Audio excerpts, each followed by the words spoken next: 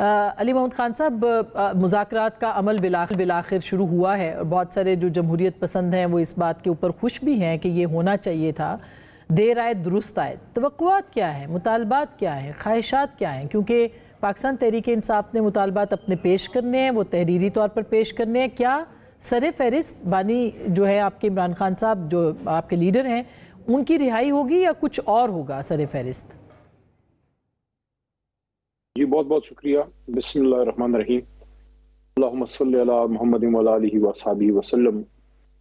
سب سے پہلے تو کل 25 دسمبر ہے اور آپ سب کو قائد اعظم کا یوم ولادت جو ہے وہ مبارک ہو. آپ کو بھی.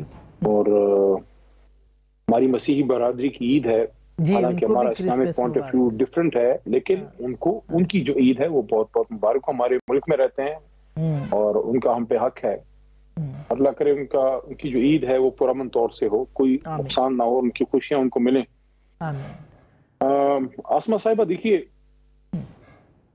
اس ڈیموکریٹک پروسیس کو ایک تو سب لوگ جو پاکستان میں ڈیموکریٹک کلچر کو پنپتا ہوا دیکھنا چاہتے ہیں اور چاہتے ہیں کہ جتنا نقصان ہو گیا ان کے ریسنٹ پاسٹ میں، ماضی بعید میں نہ جائیں تو ریسنٹ پاسٹ میں ہم کم از کم ایک وزیراعظم کی شہادت، دوسرے وزیراعظم کے ہاتھوں کو ہتھکڑیاں اور تیسرے وزیراعظم کے بدن میں گولیاں پیوست ہونا ہم دیکھ چکے ہیں.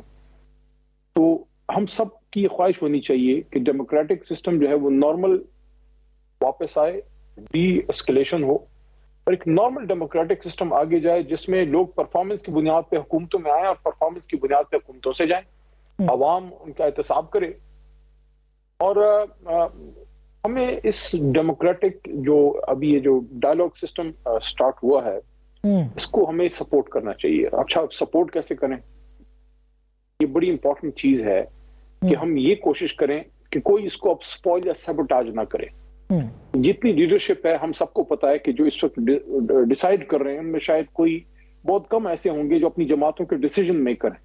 تو الٹیمیٹلی ان کی کچھ کمپلشنز بھی ہیں.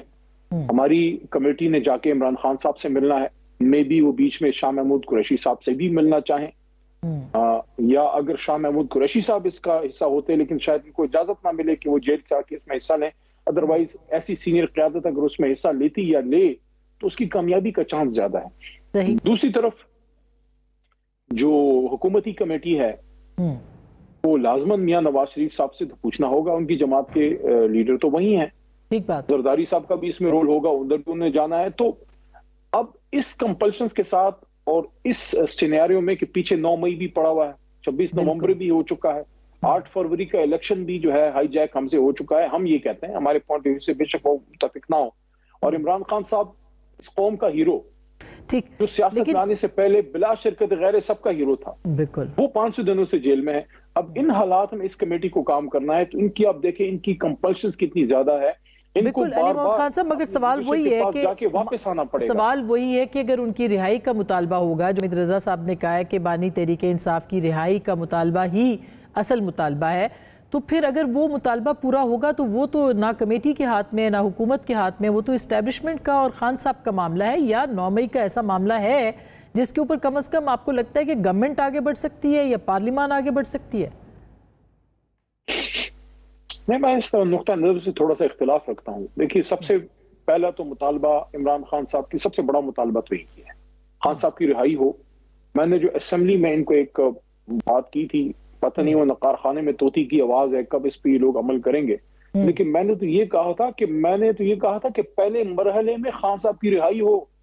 اور الٹیمیٹلی اگر ملک کو آپ نے کسی گرینڈ ڈائیلاگ جس کا اشارہ عمران خان صاحب نے مجھے 16 فروری کو کھلے الفاظ میں کیا تھا، اور وہ تھا ٹروتھ اینڈ ریکنسیلیشن کمیشن، جس کو آپ گرینڈ ڈائیلاگ کہہ رہے ہیں، کچھ بھی کہہ رہے ہیں، ٹروتھ اینڈ ریکنسیلیشن کمیشن. اور اس کو لنک کیا تھا خان صاحب نے فتح مکہ ماڈلز، کہ ہم نے آگے جانا ہے، کچھ چیزوں کو درگزر کرنا ہے جو ہم کر سکتے ہیں، سیاسی چیزیں. جو کسی کا خون ہو گیا، سارا کچھ ہو گیا، وہ تو عدالت نے کرنا ہے، اس میں تو نہ عمران خان کچھ کر سکتے ہیں نہ نواز شریف کا. تو میں نے جو بات کی تھی وہ تو یہ تھی کہ انیشل سٹیجز میں آپ نے اسیران کی رہائی ہو، خان صاحب باہر آئیں، اور الٹیمیٹلی پھر جو جماعتوں کے اپنے اپنے جو لیڈر ہیں، خان صاحب ہو گئے، نواز شریف، زرداری صاحب، یہ سب کو پھر کسی نہ کسی سٹیج پہ ان کو بیٹھنا چاہیے.